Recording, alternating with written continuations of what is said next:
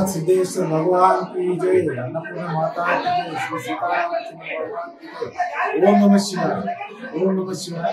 समस्त भक्तुలకు మరి ఇక్కడ వచ్చిన అందరు భక్తులకు నవనాథ్ సిద్ధేశ్వర కమిటీ తరఫున నూతన సంవత్సర శుభాకాంక్షలు తెలుపుతూ ఈ క్షేత్రం ఏదైతే ఉన్నదో ఈ క్షేత్రం యుగాల పూర్వం భూమి అవతరించినప్పుడే పూర్తి నాళ్లతో కూడిన కొండ, భూమి అవతరించిన భూమి ఒడిలో ఉన్నటువంటి కొండ. ఇటు కొండలో స్వయంగా వెలిసిన శివుడు, ఈ కొండలో సర్వదేవీ దేవతలు కొలువై ఉన్నారని చెప్పేసి అందరూ ఇక్కడ ప్రజలందరూ నమ్ముతారు. అదే కాకుండా నవనాథ ఋషులు యుగాల పూర్వం ఇక్కడికి వచ్చి ఈ కొండలోనే ఇక్కడ ఉండి తపస్సు చేసుకుని స్వయంగా శివుడికి పూజలు అభిషేకాలు గావించి వారు ఇక్కడ సిద్ధి పొందిరు కాబట్టి వారికి సిద్ధులగుట్ట అని ఈ కొండకు ప్రత్యేకమైన పేరు వచ్చింది. అదే కాకుండా నవనాథ ఋషులు ఆరుగురు ఒక చోట, ముగ్గురు ఒక చోట నిల్చుండి తపస్సు చేసిరు కాబట్టి ఈ ఆరుగురని ఈ కొండకు ప్రత్యేకత వచ్చింది. మరి ఈ కొండలో యుగాల నుండి ఎందరెందరో సాధులు సత్పురుషులు సేవలు చేస్తూ సాధన చేస్తూ తరిస్తున్న ఈ కొండలో 1960కి పూర్వం రాంప్రదాస్ మహారాజ్ అనే అయోధ్య నుంచి వచ్చి ఇక్కడే ఉండి రోజు అభిషేకము మరియు యజ్ఞము చేస్తూ భక్తుల సహకారంతో 1961లో పెద్ద ఎత్తున ఇక్కడ రామాలయాన్ని నిర్మించారు. మరి గోవుల సంతతి నిర్మించారు. ఆ రోజు నుంచి గోవులు కూడా ఇంతవరకు ఆ గోవుల సంతతి ఉంది, మా దగ్గర గోశాల ఉంది. అదే కాకుండా దాదాపు 20 సంవత్సరాల క్రితం ఇక్కడ ఉన్న గ్రామ సర్పంచ్ రామచంద్ర రాండే గారు ఇక్కడ 15 ఫీట్లతోటి ఒక నూతనమైన రోడ్డు నిర్మాణాన్ని అప్పుడు మరి అందరి సహకారంతో ఏర్పాటు చేశారు.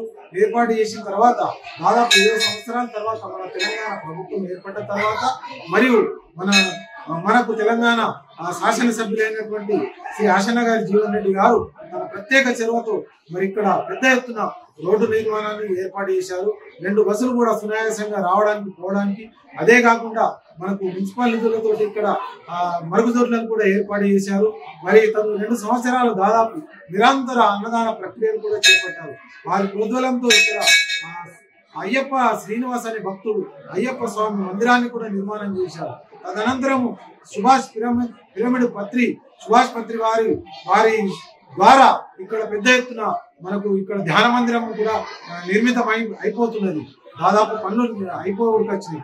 ఇక్కడ క్షత్రియులు పెద్ద ఎత్తున క్షత్రియులు ఆర్మూలు ఉండడం వల్ల క్షత్రియుల కులదైవమైన ఉన్నటువంటి సహస్రార్జున మందిరం కూడా పెద్ద ఎత్తున ఇక్కడ నిర్మాణం పనులు ప్రారంభమైనాయి.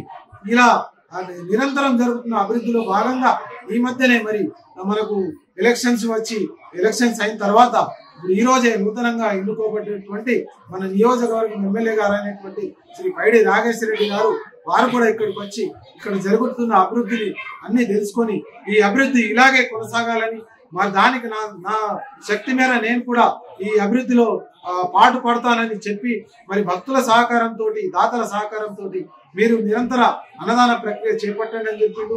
ఏదన్నా ఎక్క తక్కువ మీరు ఉంటా అని చెప్పింది. అదే కాకుండా మన రాష్ట్రంలో కాంగ్రెస్ ప్రభుత్వం అధికారంలో వచ్చిన దృష్ట్యా ఇక్కడ మన నియోజకవర్గము మన ఇన్ఛార్జ్ అయినటువంటి శ్రీ వినయరెడ్డి గారు కూడా ఇక్కడికి వచ్చి అభివృద్ధిలో నా వంతు సహకారాన్ని కూడా నేను తప్పకుండా గవర్నమెంట్ ద్వారా ఇక్కడ చేసి అభివృద్ధి చేస్తానని చెప్పేసి చెప్పడం జరిగింది. ఈ రోజు వరకు అభివృద్ధి జరిగింది. ఒకెత్తైతే ఇంకా రాబోయే రోజుల్లో కూడా భక్తులను అవసరాల దృష్టి పెట్టుకొని అందరూ కలిసి ఇక్కడ అభివృద్ధిని చేస్తూ ఇంకా భక్తుల అవసరానికి చాలా ముందరికి తీసుకెళ్లాల్సిన అవసరం ఉంది.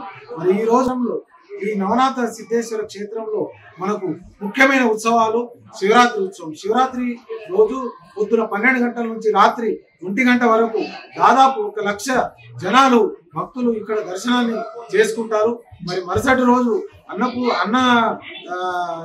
ఉపవాస దీక్ష అనంతరం మరుసటి రోజు దాదాపు 30 కుంటల అన్నదానం ఇక్కడ అవుతుంది. అదే కాకుండా మనకు రామనవమికి ఇక్కడ మనకు భద్రాచలంలో ఏ విధంగా అయితే ఉందో వేద పండితులతోటి అలాగే భద్రాచలం మాదిరిగా ఇక్కడ వేద పండిత యుక్తంగా పెద్ద ఎత్తున రాములవారి కళ్యాణం, ఇక్కడ రాముడు సీత లక్ష్మణ సహిత కళ్యాణం కూడా ఇక్కడ పెద్ద ఎత్తున జరుగుతుంది.